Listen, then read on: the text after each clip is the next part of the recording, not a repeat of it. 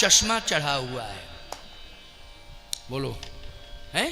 जैसे किसी की आंखों पर आप एक घोड़ा खरीदना, चलिए मैं घोड़ा लोग खरीदते हैं ना, और घोड़ा जून के महीने में खरीदा जाए तो घोड़ा कमजोर होता जाएगा। क्यों? क्योंकि घास उसे जून के महीने में सूखी सूखी दिखाई देगी कि नहीं? तो वो घास खाएगा नहीं, क्योंकि घास सूखी है, कमजोर पड़ेगा। बोलो पड़ेगा कि नहीं? अब आप कहो कि बीमार है क्या, पशु चिकित्सक को दिखाओगे, वो कहेगा नहीं स्वस्थ है। फिर किसी महात्मा के पास आओगे, महाराज हमारे तो 1.5 लाख रुपया पानी में जा रहे हैं। क्यों? बोले घोड़ा कमजोर हो रहा। क्यों? पानी बरस नहीं रहा है, घास सूख गई है, चरता नहीं है, खाता नहीं है।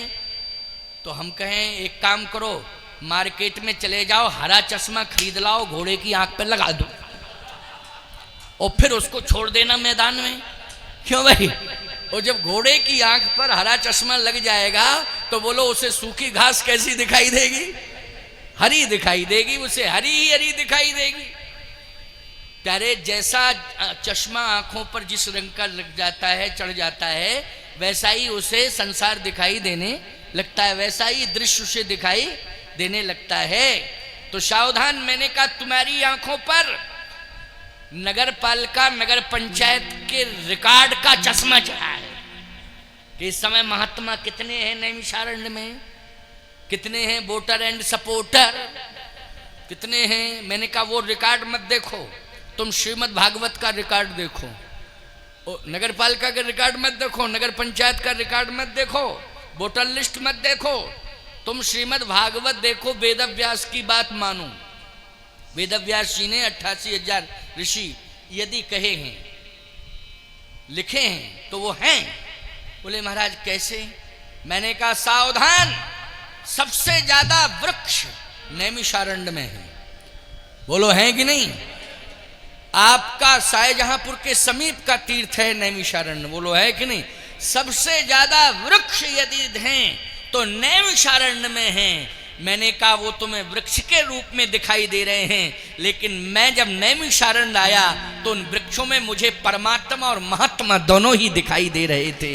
इसलिए इनमें तुम परमात्मा और महात्मा का दर्शन करो।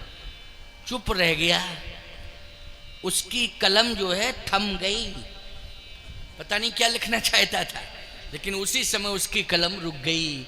तो मैं कहना ये चाहता हूं, वृक्षों में परमात्मा और महात्मा दोनों का दर्शन किया करो। ये दृष्टिकोण बदलो। दृष्टि दी है परमात्मा ने, लेकिन दृष्टिकोण तुम्हें बदलना है।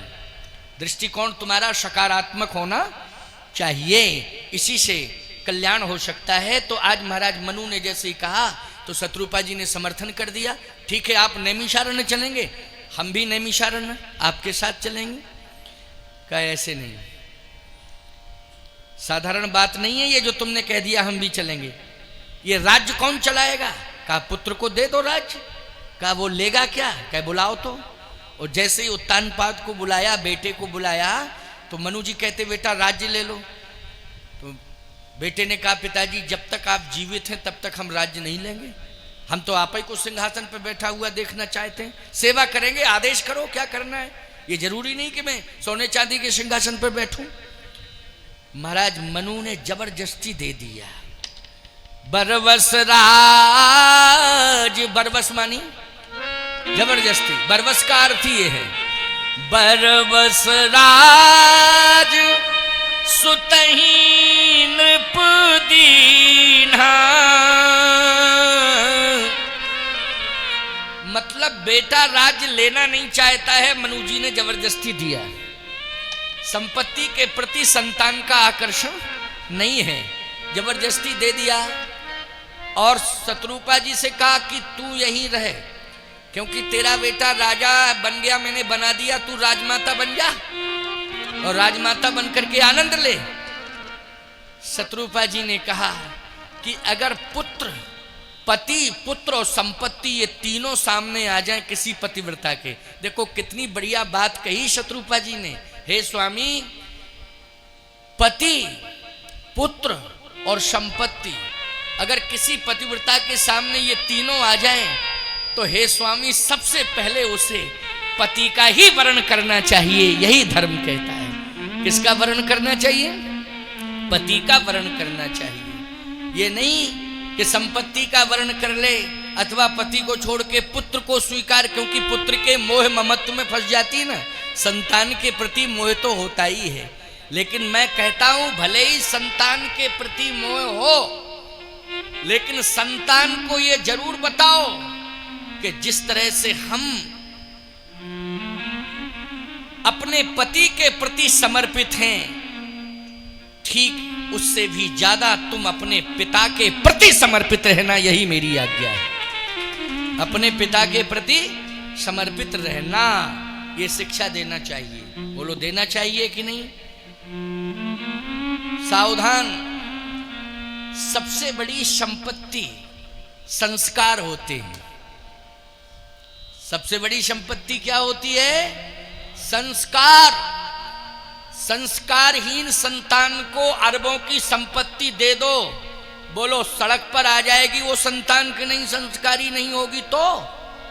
और यदि तुमने संस्कार दे दिए, संपत्ति न दी, तो संस्कारी संतान झोपड़ियों में भी महलों का निर्माण करा देगी। ये होती है संस्कारी संतान की क्षमता और ताकत। इसलिए हमें चाहिए कि हम संस्कार दें, और मनु जी ने वो संस्कार दिए। आज पत्नी भी कहती है कि नहीं, मैं आपके पास ही रहूंगी। पुत्र से कहा कि बेटा पिताजी की आज्ञा का पालन करो, तुम पिताजी की आज्ञा का पालन करो। और महाराज मनु नैमिषारण्य की ओर चल दिए। गोस्वामी जी कहते हैं, बरवस राज सुत नृप दीना, नारी समेत गवन बन कीना, पंथ जात सोहत मत धीरा, ज्ञान भगत जनु धरे शरीरा। आज महाराज मनु और शत्रुपा दोनों नैमिषारण्य की ओर प्रस्थान किए। सुंदर लग रहे हैं। चतुर्थ अवस्था जरठ अवस्था है। जरठ अवस्था में सुंदर लगता है व्यक्ति, है यौवन हो, सुंदर वस्त्र पहने हो, है तो वो सुंदर है। लेकिन नहीं, जवानी सुंदर नहीं होती है, जवानी में मर्यादा सुंदर होती है। खबरदार, जवानी सुंदर नहीं होती है, जवानी में जो मर्यादा का पालन करता है वो जवानी सुंदर मानी जाती है। आचारहीनम न पुनंति वेदः, आचारहीन मनुष्य को वेद स्वीकार नहीं करता है, आचारहीन मनुष्य को शास्त्र स्वीकार नहीं करता है। इसलिए हमारे जीवन में आचार विचार होना चाहिए अथवा संस्कार होना, अर्थात संस्कार होना चाहिए। इसलिए आज हम चैलेंज से कहते हैं हम महाराज मनु की संतान है। बोलो कहते हैं कि नहीं? किसकी संतान है? महाराज मनु की संतान है, क्योंकि मनु जी ने संस्कार दिया है। आज मनु जी चल रहे हैं, शास्त्र कहता है बहुत सुंदर लग रहे हैं महाराज मनु और शत्रुपा। इधर सत्यकेतु ने सोचा, सत्यकेतु नाम का एक राजा है, सुनना जरा, सत्यकेतु के कारण ही रावण पैदा हुआ। आप कहोगे महाराज ये बात समझ में नहीं आ रही, सत्यकेतु के कारण रावण क्यों हुआ है? रावण से सत्यकेतु का क्या लेना देना था? मैं बता रहा हूं जो लेना देना था वही तो बता रहा हूं। सत्यकेतु नाम का एक राजा है, उसका पुत्र हुआ प्रतापभान। कौन हुआ पुत्र? प्रतापभान। अब समझ में आ गई बात कि नहीं? और प्रतापभान अगले जन्म में रावण हुआ। प्रतापभान क्या हुआ अगले जन्म में? रावण हुआ। तो जब सत्यकेतु का बेटा प्रतापभान अगले जन्म में कर्म बिगड़ा, अगले जन्म में प्रतापभान क्या बन गया? रावण बन गया। तो सत्यकेतु की लिंक हो गई रावण से कि नहीं? बोलो भाई, हुई? आपने कहा हुई। और मैं कहता हूं महाराज मनु के कारण तपस्या से निर्गुण ब्रह्म सगुण बन के नैमिष में आया। वो वही सगुण ब्रह्म वचन देता है कि मैं आप अयोध्या के राजा दशरथ होंगे और शत्रुपा जी कौशल्या जी होंगी और मैं बेटा बन करके आऊंगा। तो इसका मतलब है कि मनु शत्रुपा के कारण राम आए और सत्यकेतु के कारण रावण आया। आखिर सत्यकेतु कहां गड़बड़ हुआ? दंपति के कारण ये मिस्टेक हुई, दंपति पत्नी के कारण। आप कहोगे महाराज कैसे, तो मैं प्रमाण दे रहा हूं, सुन लो। जैसे एकांत में जाके रो रहे थे महाराज मनु, तो शत्रुपा जी गई थी, इतनी लोकप्रियता बड़ी नैमिषारण्य में कि देवता पुष्पों की वर्षा करने लगे, और ब्रह्मा विष्णु महेश मनु समीप आए बहुबारा, विधि हरिहर तब देख अपारा, मनु समीप आए बहुबारा, भगवान शंकर ब्रह्मा विष्णु कई बार आए। तो सत्यकेतु ने सोचा कि यही काम मैं करूंगा तो मेरे पास भी ब्रह्मा विष्णु कई बार आएंगे और देवता फूल बरसाएंगे, शरीकत। वो भी जाके एक वृक्ष के नीचे रोने लगा, लेकिन वहां शत्रुपा जी पूछने चली गई, यहां सत्यकेत की पत्नी नहीं गई पूछने, वो रोता ही रहा, एक भी दिन नहीं गई। वो कहाँ है, क्या है, क्या नहीं है, वो गई ही नहीं।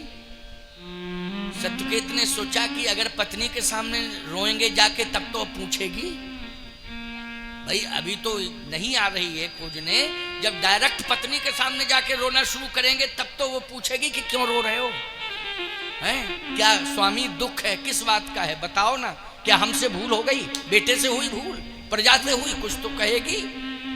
तो सत्यकेतु जाकर के पत्नी के सामने रोने लगा, तो पत्नी बोली बुढ़ापे में शर्म नहीं आती, चुप, बुढ़ापे में रोते हो। अब कांपने लगा, सोचा कि उम्मीद ही नहीं थी कि पत्नी ऐसा बोलेगी, तो एकदम रोते हुए कहता है सत्यकेतु कि मैं भजन करना चाहता हूं।